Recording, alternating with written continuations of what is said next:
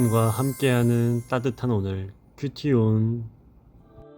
이틀이 지남에 예수께서 거기를 떠나 갈릴리로 가시며 친히 증언하시기를 선지자가 고향에서는 높임을 받지 못한다 하시고 갈릴리에 이르시매 갈릴리인들이 그를 영접하니 이는 자기들도 명절에 갔다가 예수께서 명절 중 예루살렘에서 하신 모든 일을 보았음이더라.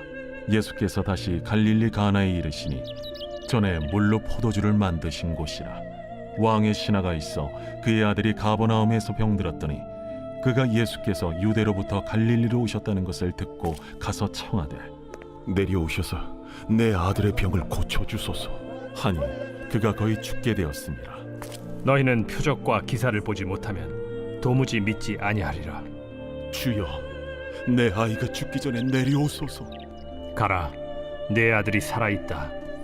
그 사람이 예수께서 하신 말씀을 믿고 가더니 내려가는 길에서 그 종들이 오다가 만나서 아이가 살아있다. 하거늘 그 낳기 시작한 때를 물은즉 어제 7시에 열기가 떨어졌나이다. 그의 아버지가 예수께서 내 아들이 살아있다 말씀하신 그때인 줄 알고 자기와 그 온 집안이 다 믿으니라. 이것은 예수께서 유대에서 갈릴리로 오신 후에 행하신 두 번째 표적이니라. 샬롬 1월 14일 큐티온 기도로 시작하겠습니다. 이 시간 하나님의 말씀을 묵상합니다. 저희들의 양식으로 받아들이기 원하고 또한 저희들의 삶 가운데 주님의 함께 하심을 더욱더 감사함으로 기쁨 가운데 누리기 원하는 가운데 이 시간 저희들에게 지혜의 영을 부어주셔서 주님 말씀을 따라감이 가장 아름다운 삶의 목표가 되며 나아갈 수 있는 주의 귀한 청년들이 되기를 소망하오니 주여 이 시간 함께해 주옵소서. 감사합니다. 예수님의 이름으로 기도드립니다. 아멘. 사마리아 땅에서 이틀간 머무르시면서 그들에게 복음을 전하시고 그것을 떠나 갈릴리로 가게 되십니다.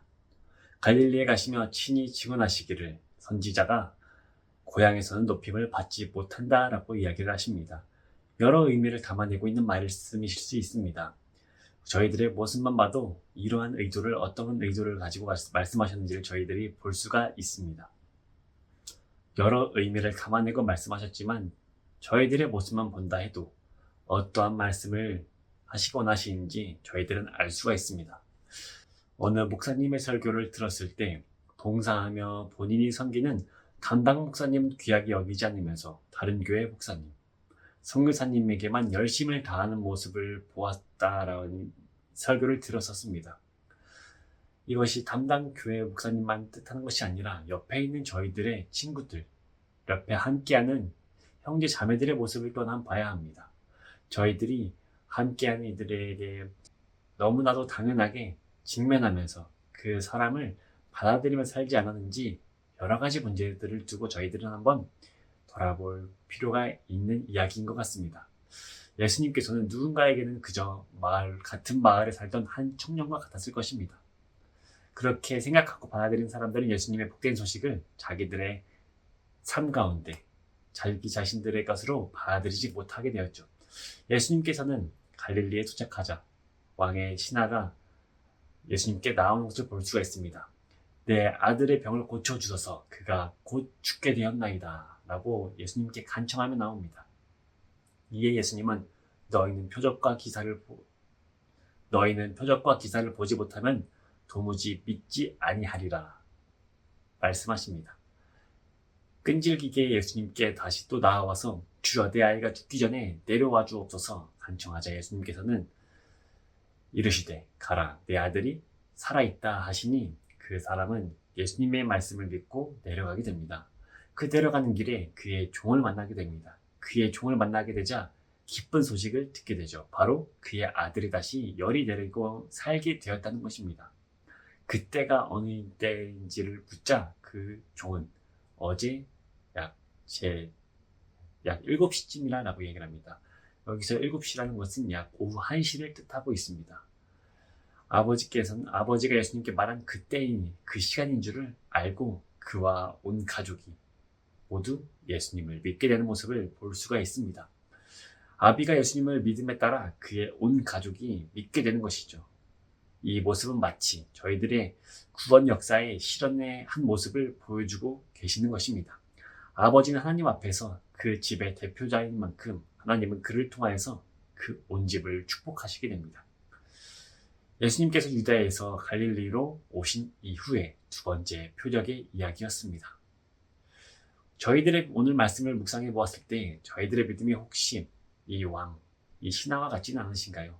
때로는 아이가 정말로 배고파서 집에서 부모님에게 밥만 달라고 하는 그 칭얼대는 그 아이의 모습과 같지는 않은지, 또는 저희들의 모습을 통해서 정말로 예수 그리스도는 예수님은 정말로 복음의 참 증인이십니다 라고 고백하며 나아갔을 때 저희들을 통하여 가족과 그의 온 집이 구원을 받는 그런 모습의 삶을 살고 계시는지 함께 묵상하는 시간을 가져보면 좋겠습니다. 오늘 묵상 질문입니다. 나는 옆에 있는 사람을 늘 감사함으로 받아들이고 있나요? 또 한 가지 묵상 질문은 예수님에게 표적만 구하며 살고 계시지는 않나요? 함께 기도하겠습니다.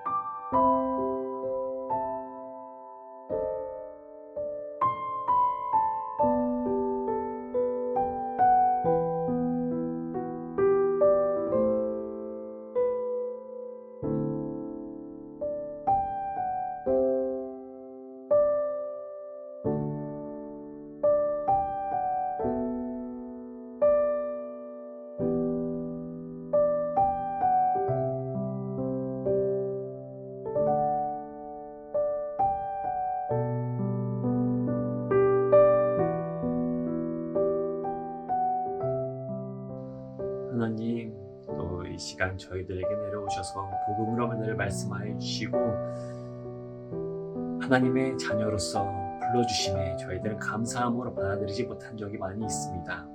이 시간 정말로 저희들 마음 가운데, 저희들의 삶 가운데 깊이 들어와서 오늘도 동행해 주시며 나아갈 예수님의 십자가를 붙들며 나아가오니 주여 저희들에게 믿음을 도와주시고 주님 은혜 가운데 말씀 가운데 살아갈 힘을 도와주옵소서. 감사합니다. 예수님의 이름으로 기도드립니다. 아멘.